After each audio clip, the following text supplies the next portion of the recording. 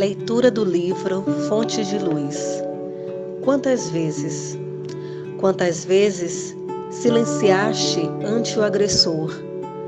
Quantas vezes as tuas mãos em concha perfumosa se ofertaram aos enfermos da solidão? Quantas vezes apresentaste o sorriso de cordialidade ante os carentes de apoio? Quantas vezes, em solidão, buscaste o Pai na ânsia de preencher o vazio do teu coração amargurado? Quantas vezes permaneceste fiel ao mandato abraçado, mesmo debaixo de chuva de impropérios das mentes acostumadas às sombras? Quantas vezes caído, desconjuntado, sem forças, persististes no bem, ainda mesmo quando a soledade rondava os teus passos? Tem confiança, seareiro de Jesus.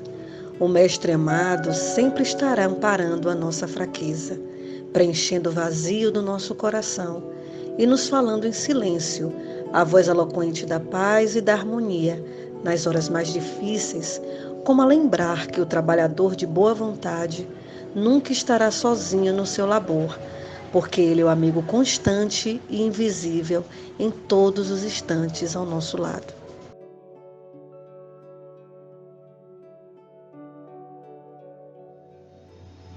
Olá, queridos amigos queridos do Centro Espírita Seara de Luz.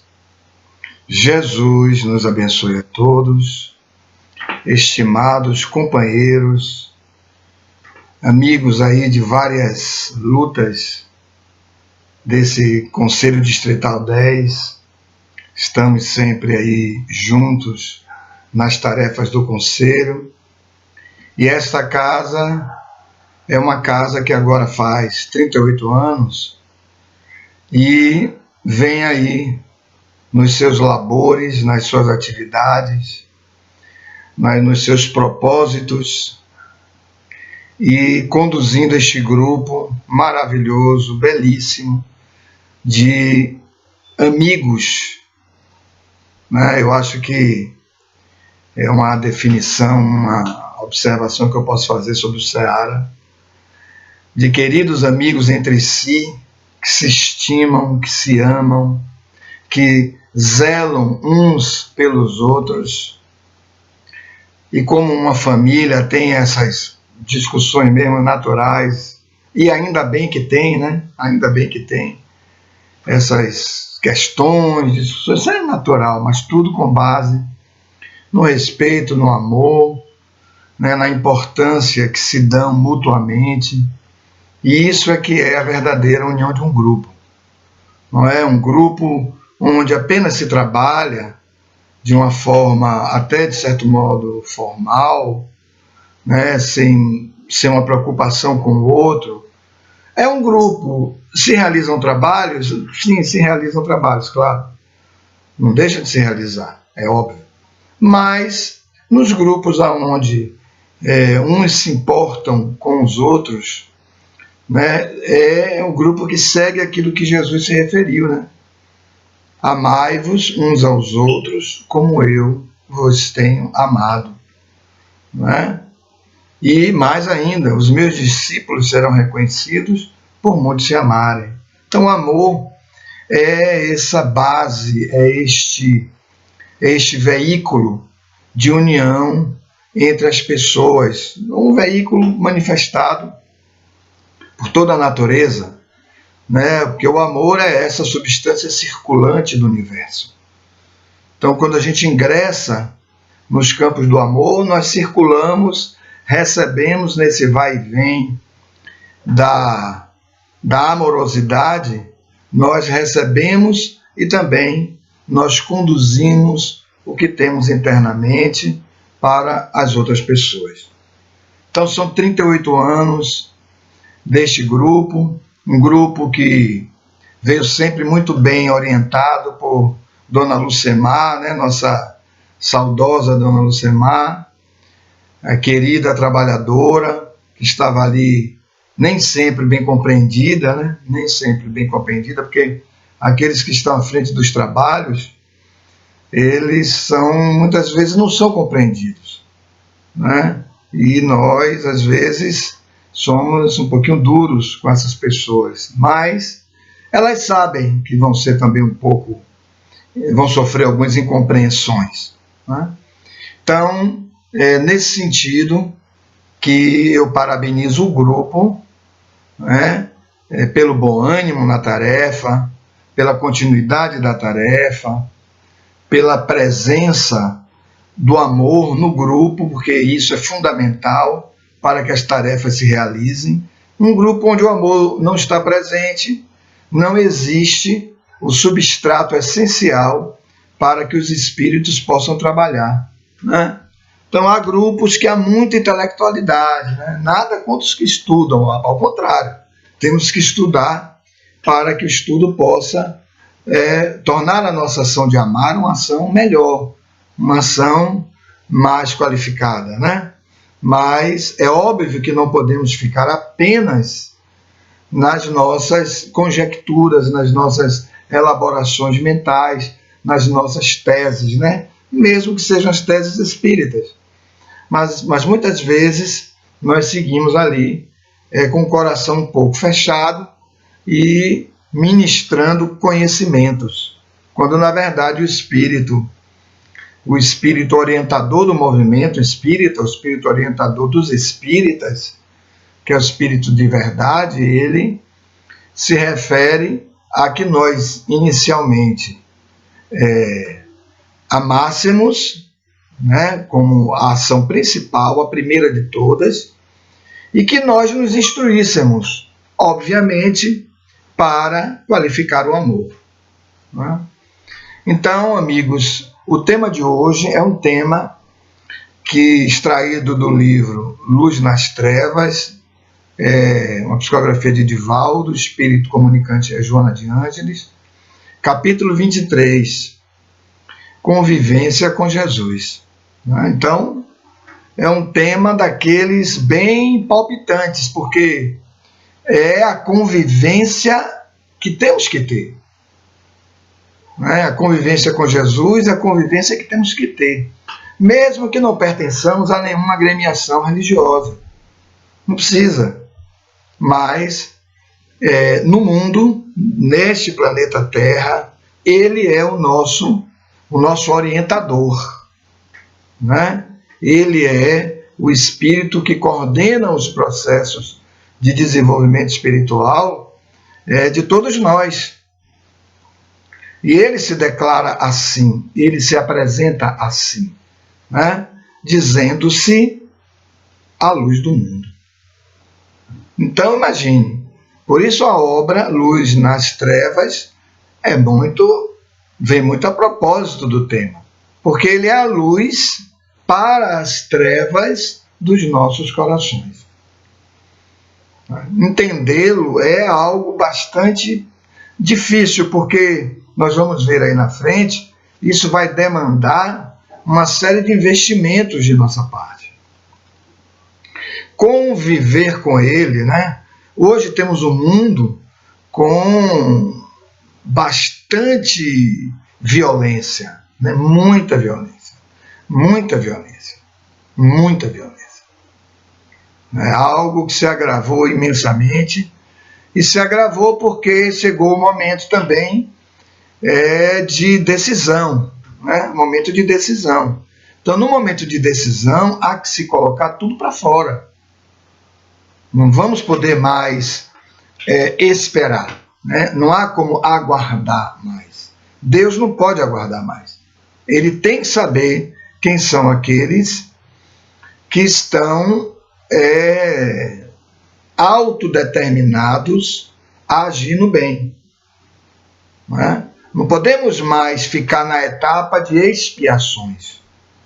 A expiação é uma experiência impositiva, é uma experiência obrigatória, porque a prova a que fomos submetidos não deu certo. O mundo é de provas e expiações. Diante de qualquer falta ou diante da necessidade de progredir, não progredimos necessariamente em razão de uma falta, né, da violação da lei, mas porque são necessárias experiências para progredir, porque evoluir é por assim dizer, eliminar imperfeições e desenvolver potencialidades, né? Então, nessas necessidades, nós somos convidados às provas para promover as reparações daquilo que nós desarmonizamos, mas também para desenvolver as potencialidades. E nós, então, estamos falindo nessas provas. Por isso temos um mundo onde a maioria dos espíritos, ou uma boa parte, né, ainda se encontra nessas condições de penúria moral. Há uma penúria moral. Então, o que vemos? Violência, agressividade, né, extremismos, muitos extremismos, né, pessoas vivendo em polos de determinados pensamentos, de determinadas concepções, uma intolerância muito grande entre as pessoas, qualquer coisa, mesmo entre aqueles que se dedicam a uma crença religiosa, mas uma intolerância muito grande, um exibicionismo gigantesco, né? Há muito exibicionismo, as pessoas com a necessidade muito grande de aparecerem, né? De se expor para as outras pessoas, para o mundo, como se necessitassem de serem vistas. Mas isso porque ainda não se dedicaram a experimentar o amor. Porque em amando, não há essa necessidade, né? Se nós nos amamos, e aí para reconhecermos, estabelecermos esse amor, é necessário conhecermos e sentirmos o amor de Deus, sentirmos o amor do Cristo por nós. Tudo que ele fez, né? Toda a obra que ele trouxe. Isso aí é algo que precisa tocar o nosso coração. É necessário tocar o nosso coração para podermos, através dele, nós conseguirmos chegar a Deus, que é a nossa meta essencial, né? Uma meta até intuitiva. Não temos assim, mesmo naqueles que não têm uma firmeza dessa meta, que ainda vivenciam processos materialistas muito fortes, mas é preciso, essa meta se manifesta um pouquinho na frente quando o indivíduo cansa do materialismo, né? Quando ele cansa dele mesmo. Então, enquanto isso não chega, vamos realizando esses processos de fuga. Fuga pela loucura, fuga pelo suicídio, fuga quando nos permitimos as hipnoses coletivas, né? Principalmente pelos meios de comunicação. Hoje temos um meio virtual muito forte, né? Que sequestra o nosso tempo, a nossa atenção. Então essas entregas são fugas, não é isso? São alienações propositadas para que a encarnação passe e a gente termine não realizando a tarefa. É um modo de sabotar também esse processo de crescimento. Não deixa de ser, né? Então Jesus, ele é este farol para todos nós, né? É muito difícil o nosso trabalho de enxergá-lo. É muito difícil, por causa do nosso personalismo ainda, por causa dos nossos gozos corporais, né? Nós estamos fazendo esforço, estamos abrindo, estamos buscando, tentando vê-lo, tentando percebê-lo. A presença dele é total. O mínimo de espaço que nós dermos, nós conseguimos captar a presença dele.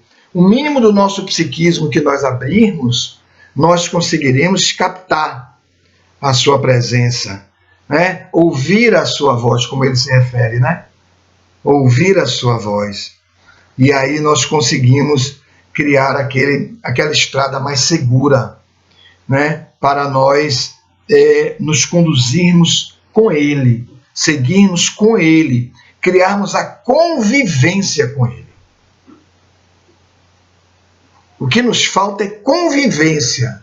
A convivência vai fazer com que a gente consolide os valores elevados, mesmo que nas suas etapas iniciais. As virtudes, elas não surgem e se consolidam imediatamente, não.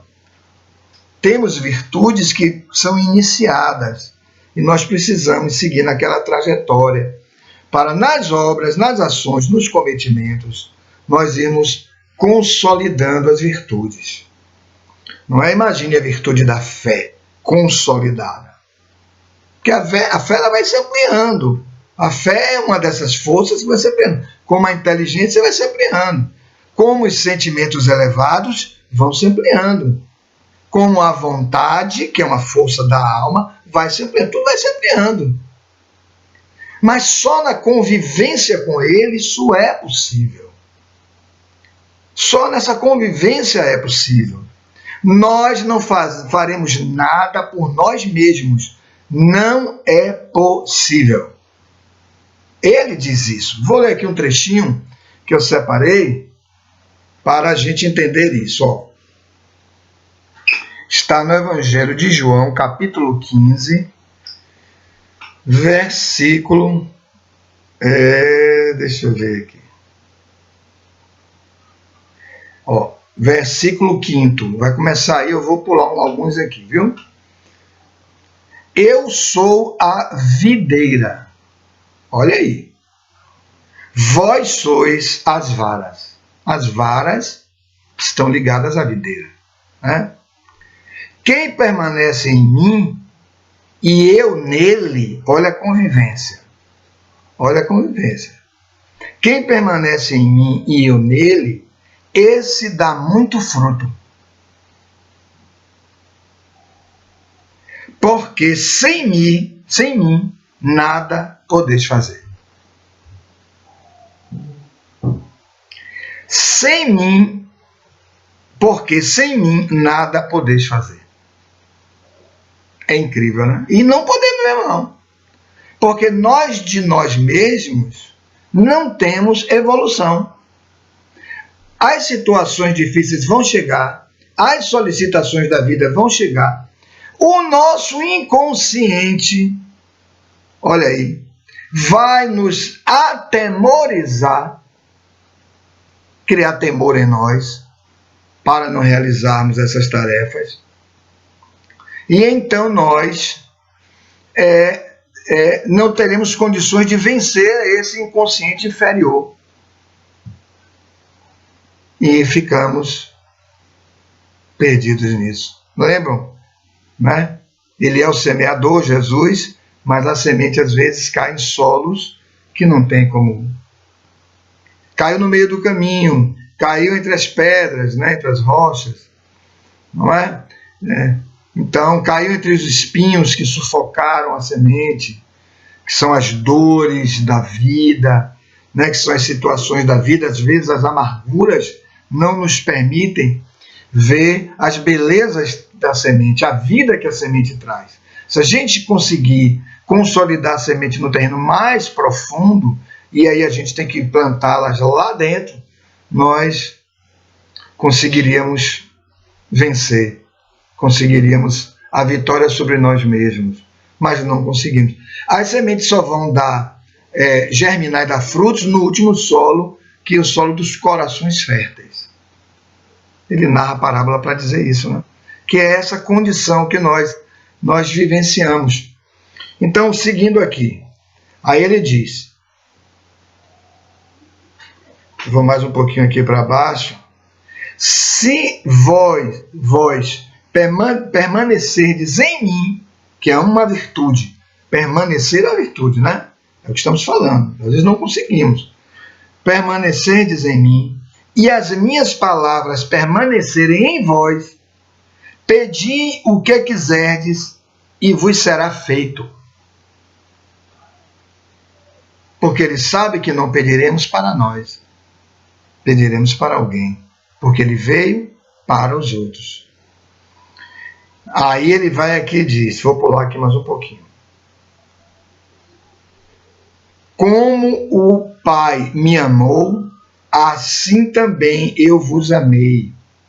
Permanecei no meu amor. Pedindo que nós permanecêssemos no amor dele. Se guardardes os meus mandamentos, permanecereis no meu amor. Do mesmo modo que eu tenho guardado os mandamentos de meu Pai e permaneço no seu amor. Veja como estamos todos interligados entre ele e Deus. Estas coisas vos tenho dito para que o meu gozo permaneça em vós, o gozo da alma, o gozo do Espírito. E o vosso gozo seja completo. Porque o nosso gozo é limitado, é só corporal. Temos as satisfações corporais. Né? É limitado, é muito pouco. O meu mandamento é este, que vos ameis uns aos outros, assim como eu vos amei. Ninguém tem maior amor que este, olha isso, de dar a alguém a sua vida pelos seus amigos. Porque ele fez, né? Vós sois meus amigos, se fizerdes o que eu vos mando. Pronto. Aí chegamos aqui. Não é o que nós queremos fazer, mas é o que ele manda. Porque conviver é viver com. Viver com é compartilhar. Viver com é compartilhar, é fazer juntos. Não é fazer da minha cabeça por mim mesmo. Jesus, Jesus, Jesus para lá, Jesus para cá. Mas quem está fazendo tudo sou eu. Eu que estou decidindo. Eu não estou seguindo a orientação que está no Evangelho. Eu não estou seguindo. Eu li uma vez, eu li umas 2 vezinhas por ali e tal. E agora eu já tenho condições de resolver tudo. Cego guiando cego, ambos caem no fosso. Né? Ambos caem no fosso. Então, ter Jesus na convivência é tê-lo na condição de guia. Olha aí, questão 625 do Livro dos Espíritos. É tê-lo como guia. Guia é aquele que aponta o norte. Um guia de uma excursão, quem é? O que aponta o norte. É para onde todos devemos ir. Guia e modelo. Modelo é aquele que deve ser seguido, deve ser imitado. Não imitamos tantas pessoas da mídia aí, o que vestem, o que comem, o que falam, pessoas que falam igual, né, aos ídolos, aos seus ídolos, né, pessoa que muda até o modo de sentar, o modo de andar e tal. Mas enfim, então são ele é o nosso guia, o nosso modelo. É isso que ele está querendo dizer. Então, ser amigo é seguir os mandamentos dele, é criar as condições internas para ser amigo. Olha o que ele vai dizer um pouquinho aqui na frente. Ele vai dizer assim, eu queria destacar um pouquinho mais nesse ponto aí da convivência, o seguinte, é renunciar aos nossos próprios pontos de vista para adotar os pontos de vista dele. É o inferior reconhecendo a superioridade do seu guia. Né? Do seu guia. Aqui nós só temos um Cristo. Só um Cristo. E que é o nosso mestre. Temos mestrezinhos assim, aquele mestre com M pequeno, que são mestres para as nossas vidas, claro. Temos aí grandes exemplos de cristãos e de não cristãos e que amaram muito, né? E que se tornaram mestres para muitos nessa forma de fazer, nessa forma humana de fazer. Né? Mas mestre com M maiúsculo, só Jesus. Né? Então, olha o que ele vai dizer aqui, nesse mesmo capítulo, no capítulo 15 de João. Aí quando ele diz, né, vós sois meus amigos, se fizerdes o que eu mando. Olha bem. Aí ele vai aqui. Esse foi o versículo 14. Agora, olha o 15, o que ele diz. Já não vos chamo servos, porque o servo não sabe o que faz o seu senhor. Mas chamei-vos amigo, porque tudo quanto ouvi de meu Pai vos dei a conhecer. Então a convivência é uma relação de amizade. É uma relação de amizade. Notem como ele nos guindou, nos elevou à condição de amigos. Quem? Todos aqueles que efetivamente estão ligados a ele. Como ele diz, aqueles que observam os meus mandamentos. Os outros não observam, não observam. Mas observarão um dia? Observarão, porque não tem uma outra saída. Quando cansarem-se de si mesmos e perceberem que não se bastam.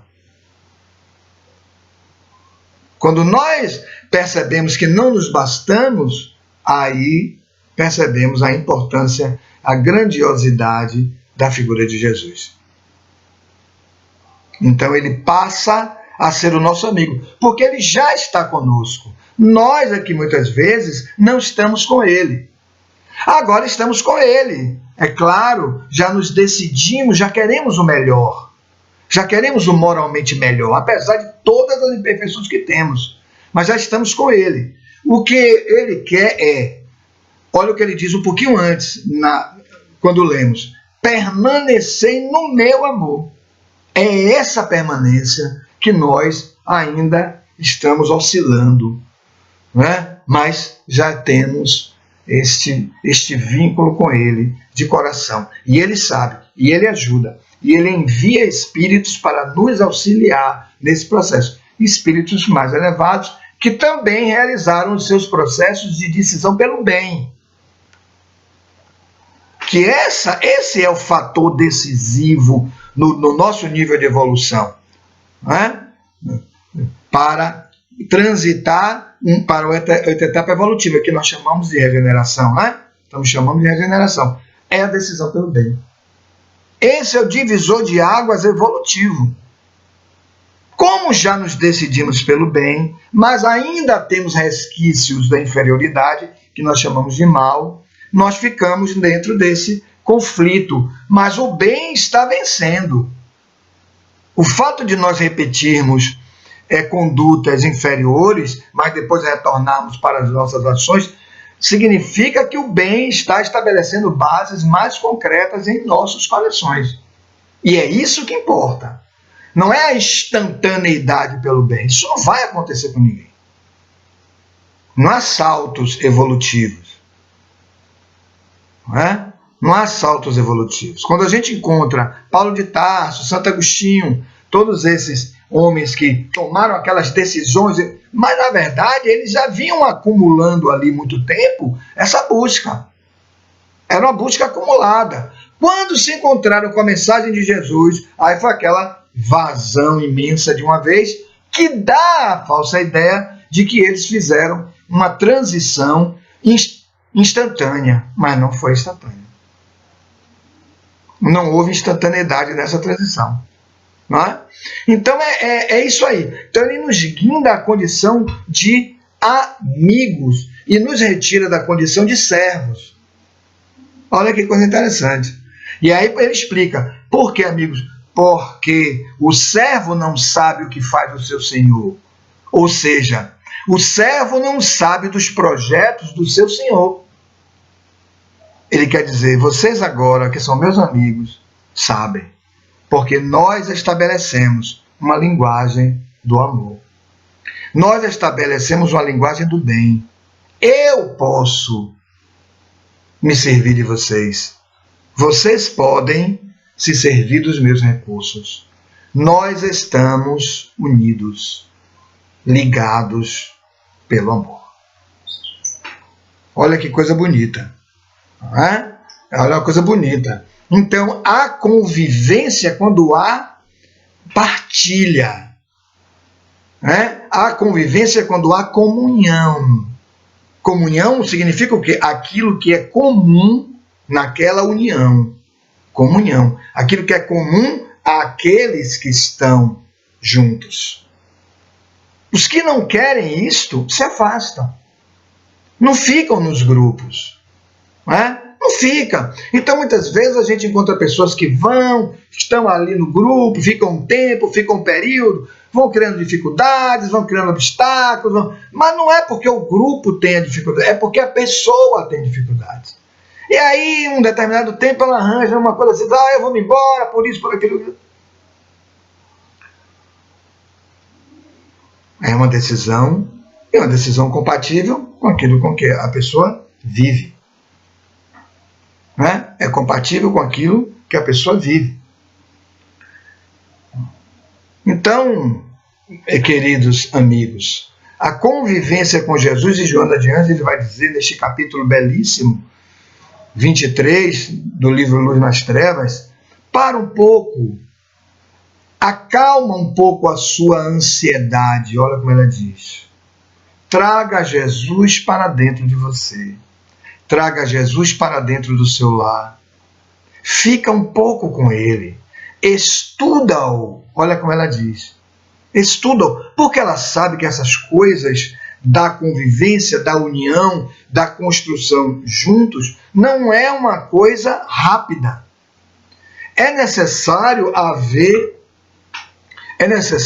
cessar, por assim dizer, as convicções inferiores. É necessário ingressar num estado de humildade tal, onde nós aceitemos o que ele tem de proposta. E mais que isso, que nós busquemos entender aquilo que ele propõe que façamos. Aí nós não vamos mais malbaratar o tempo, né? Desperdiçar o tempo.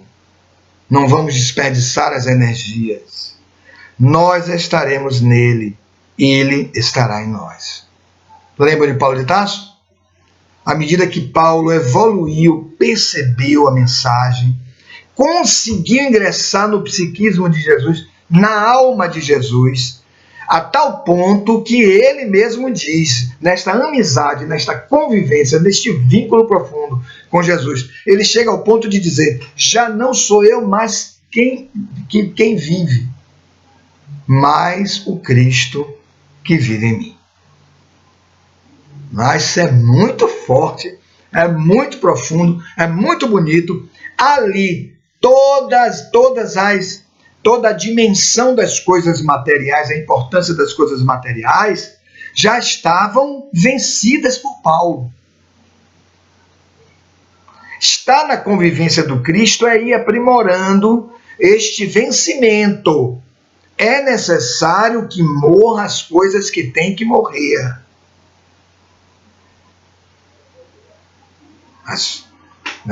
Os fatos da vida que estão acontecendo hoje, a pandemia, etc., é necessário que nós percebamos e tenhamos a exata compreensão como Cristo nos disse, né? Que é necessário que morram as coisas que têm que morrer. Ele nos ensinou a viver, mas nos ensinou também a morrer. Vejam como as condições em que ele morreu. Ele morreu pedindo a Deus perdão para os seus executores.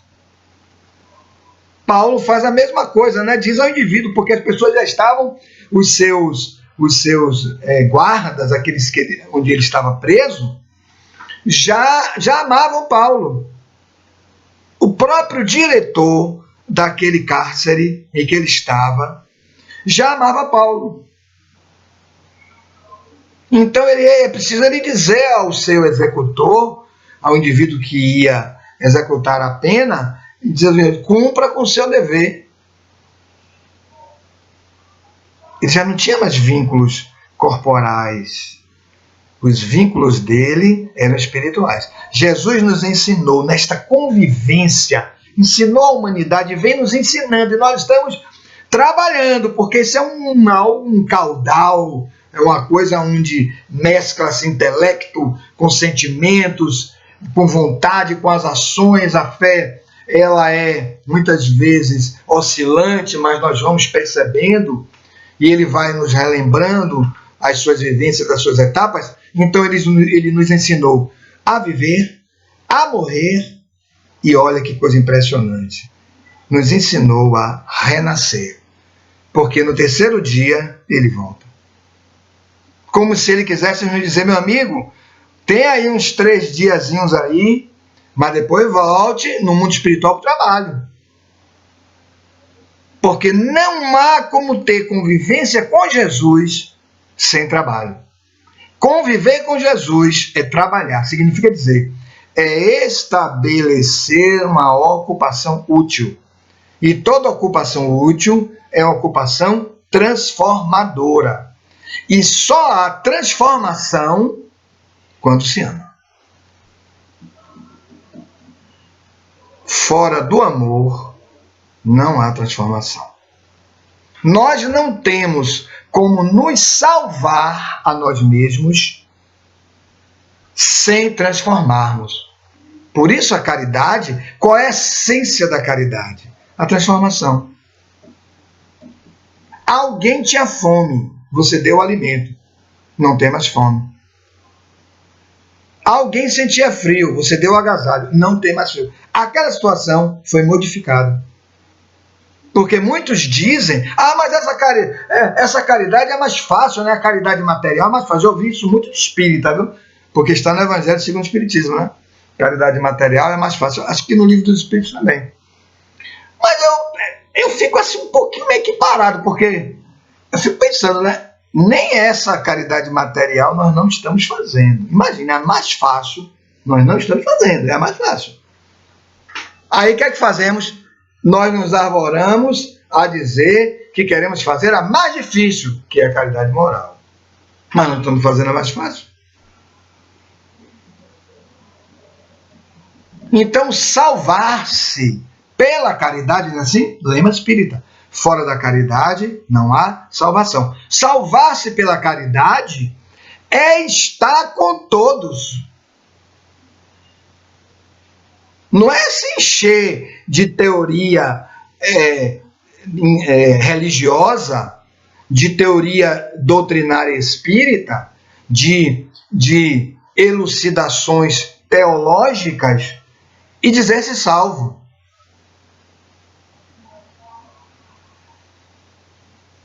Salvar-se, meu amigo, é estar com todos.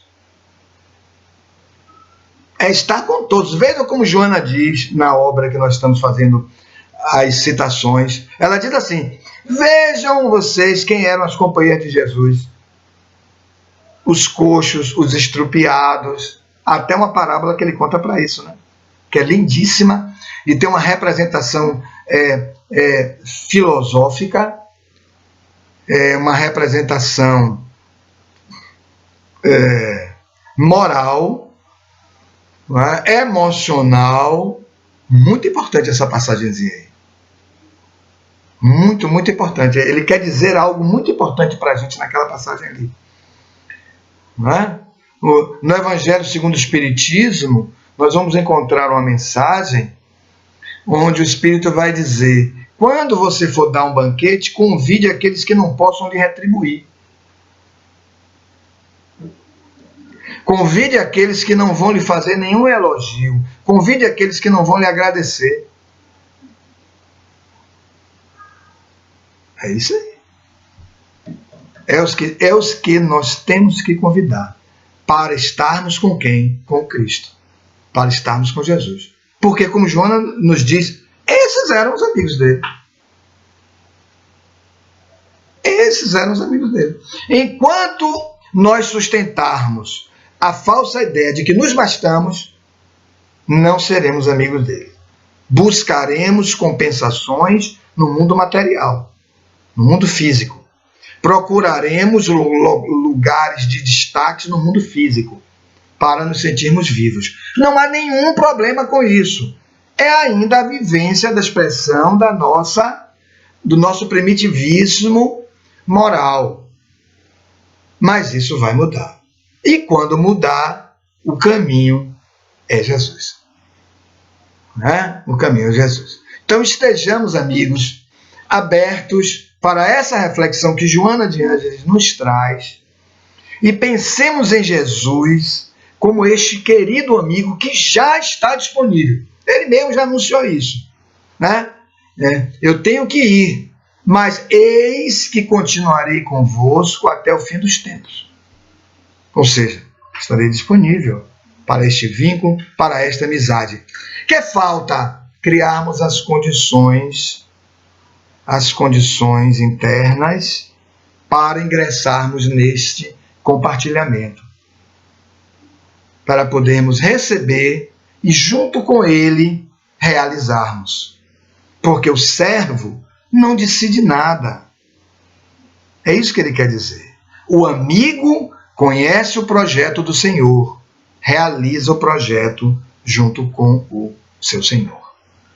Tá certo, amigos?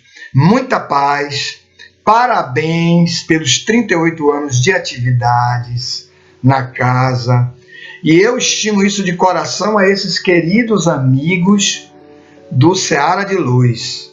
Sigam em paz e nas realizações naturais.